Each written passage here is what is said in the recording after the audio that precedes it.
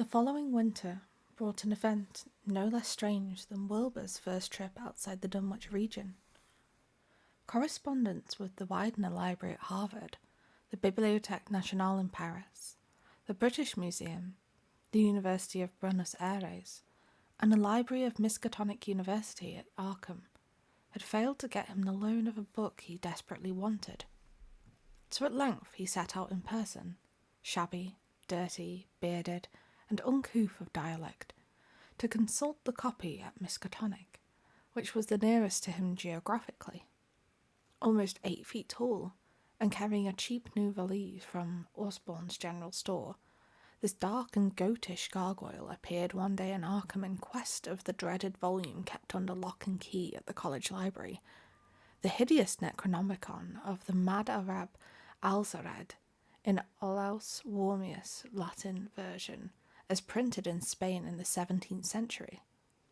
He had never seen a city before, but had no thought save to find his way to the university grounds, where, indeed, he passed heedlessly by the great white fanged watchdog that barked with unnatural fury and enmity, and tugged frantically at his stout chain. Wilbur had with him the priceless but imperfect copy of Dr. Dee's English version, which his grandfather had bequeathed him, and, upon receiving access to the Latin copy, he at once began to collate the two texts with the aim of discovering a certain passage which would have come on the 751st page of his own defective volume. This much he could not civilly refrain from telling the librarian, the same erudite Henry Armitage, A.M. Miskatonic, Ph.D., Prince Lit. D. Johns Hopkins, who had once called at the farm, and who now, as politely, plied him with questions. He was looking, he had to admit, for a kind of formula or incantation containing the frightful name Yog-Sothoth, and it puzzled him to find discrepancies, duplications, and ambiguities which made the matter of determination far from easy. As he copied the formula he finally chose, Dr. Armitage looked involuntarily over his shoulder at the open pages, the left-hand one of which, in the Latin version, contained such monstrous threats to the peace and sanity of the world. Nor is it to be thought, ran the text as Armitage mentally translated it, that man is either the oldest or the last of earth's masters, or that the common bulk of life and substance walks alone. The old ones were, the old ones are, and the old ones shall be. Not in the spaces we know, but between them. They walk serene and primal, undimensioned and to us unseen. Yog-Sothoth knows the gate. Yog-Sothoth is the gate. Yog-Sothoth is the key and guardian of the gate. Past, present, future, all are one in Yog-Sothoth. He knows where the old ones broke through of old, and where they shall break through again. He knows where they have trod earth's fields, and where they still tread them, and why no one can behold them as they tread. By their smell can men sometimes know them near, but of their semblance can no man know, saving only in the features of those they have begotten on mankind, and of those there are many sorts, differing in likeness from man's truest eidolon to that shape without sight or substance which is they. They walk unseen and foul in lonely places where the words have been spoken and the rites howled through their seasons. The wind gibbers with their voices, and the earth mutters with their consciousness. They bend the forest and crush the city, yet may not forest or city behold the hand that smites. Kadath in the cold waste have known them, and what man knows Kadath? That ice desert of the south and sunken isles of the ocean hold stones whereon their seal is engraven, but who have seen the deep frozen city or the sealed tower long garlanded with seaweed and barnacles? Great Cthulhu is their cousin, yet can he spy them only dimly. Iashub Nigraf. Of foulness you shall know them.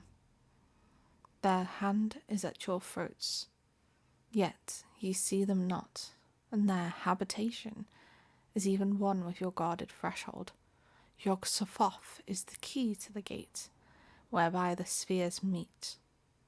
Man knows where they ruled once.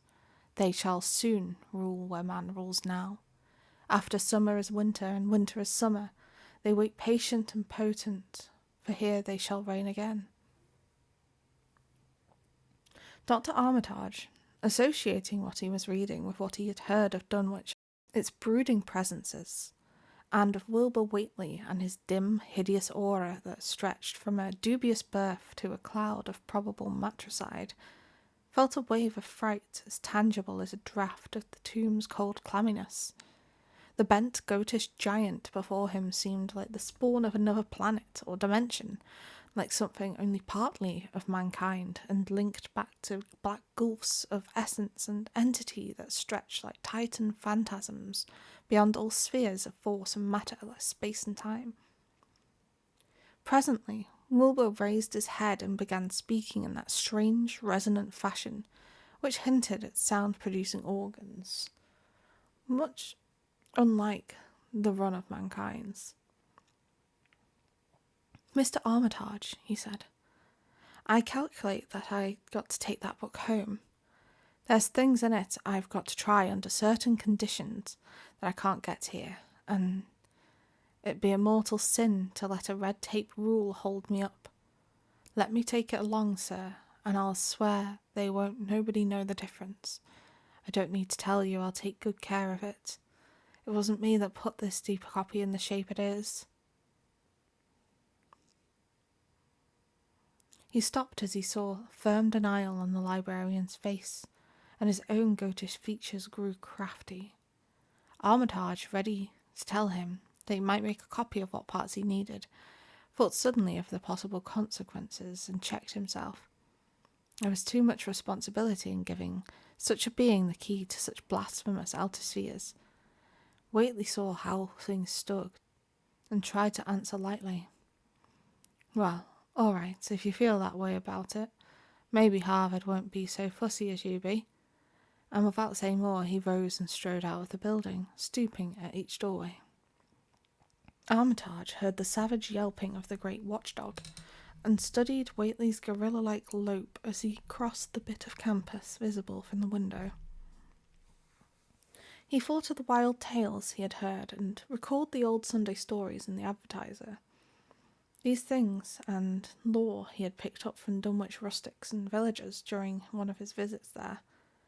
Unseen things not of earth, or at least not of tri-dimensional earth, rushed fetid and horrible through New England's glens, and brooded obscenely on the mountain tops. Of this he had long felt certain. Now he seemed to sense the close presence of some terrible part of the intruding horror, and to glimpse a hellish advance in the black dominion of the ancient and once passive nightmare. He locked away the Necronomicon with a shudder of disgust, but the room still reeked with an unholy and unidentifiable stench. "As a foulness shall ye know them," he quoted. Yes, the odour was the same as that which had sickened him at the Whately farmhouse less than 3 years before. He thought of Wilbur, goatish and ominous, once again, and laughed mockingly at the village rumours of his parentage. "Inbreeding," Armitage muttered half aloud to himself. "Great God, what simpletons! Show them Arthur Machen's great God pan, and they'll think it's a common Dunwich scandal. But what thing, what cursed shapeless influence on or off of this 3-dimensioned earth was Wilbur Whately's father, born on Candlemas, 9 months after May Eve of 1912, when the talk about the queer earth noises reached clear to Arkham? What walked on the mountains that May night? What rudeness horror fastened itself on the world in half-human flesh and blood? During the ensuing weeks, Dr. Armitage set about to collect all possible data on Wilbur Whately and the formless presences around Dunwich. He got in communication with Dr. Houghton of Aylesbury, who had attended old Whately in his last illness, and found much to ponder over in the grandfather's last words, as quoted by the physician. A visit to Dunwich village failed to bring out much that was new, but a close survey of the Necronomicon in those parts which Wilbur had sought so avidly seemed to supply new and terrible clues to the nature, methods, and desires of the strange evil so vaguely threatening this planet.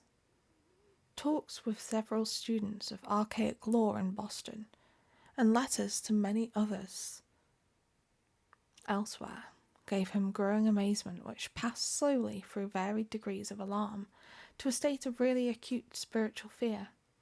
As the summer drew on, he felt dimly that something ought to be done about the lurking terrors of the upper Miskatonic Valley, and about the monstrous being known to the human world as Wilbur Whately.